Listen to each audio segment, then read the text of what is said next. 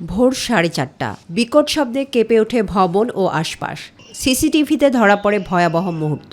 বিস্ফোরণের পর সিঁড়ি দিয়ে ছুটতে থাকেন বাসিন্দারা, কেউ দগ্ধ, কেউ আগুন নিয়ে নিরাপদ আশ্রয়ের খোঁজে। হালিশহর এলাকায় হালিম মঞ্জিলের 3য় তলায় গ্যাস লাইন বিস্ফোরণ, 2য়, 3য় ও 4র্থ তলায় একাধিক ফ্ল্যাট ক্ষতিগ্রস্ত হয়। পুড়ে যায় আসবাবপত্র, উড়ে যায় দরজা, জানালা, এসি, ফ্যান। বাসিন্দারা জানান, সেহরির প্রস্তুতির সময় হঠাৎ বিস্ফোরণ। 3য় তলায় এক ফ্ল্যাটে 2 ভাইয়ের পরিবার 9 জন দগ্ধ, দ্রুত হাসপাতালে নেওয়া হয়। ডাক্তার বক্তব্য অনুযায়ী ডাক্তারদের নিশ্চয় 100% ওদের অবস্থা খুবই খারাপ, ওদেরকে কোথাও শিফট করা সম্ভব নয়।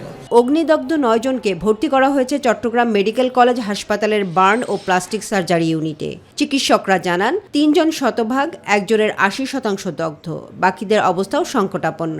যেহেতু পুড়ে যাওয়ার সংখ্যাটা অনেক বেশি, সুতরাং 9 জনের অবস্থা আসলে আশঙ্কাজনক। আমরা কারোর অবস্থা ভালো বলতে পারতেছি না, সবার অবস্থায় আশঙ্কাজনক।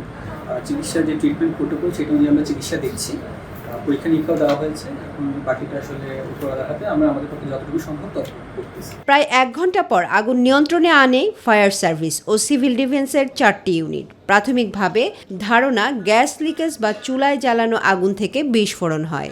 হয়তোবা ওরা চুলাটা জ্বালায় রাখছিল, বিটবিট করে জ্বলতেছিল, পরবর্তীতে নিভে গেছে, যেটা দিয়াশলায় সেভ করার জন্য করা হয় অনেক সময়। তো রুমের ভিতরে গ্যাস বিল্ড আপ হয়ে গেছে। তখন সেরি খাইতে উঠছে, তখন যখন হয়তো তরকারি গরম করার জন্য দিয়াশলা জ্বালাইছে, চুলা জ্বালাইছে, তখনই যাইয়া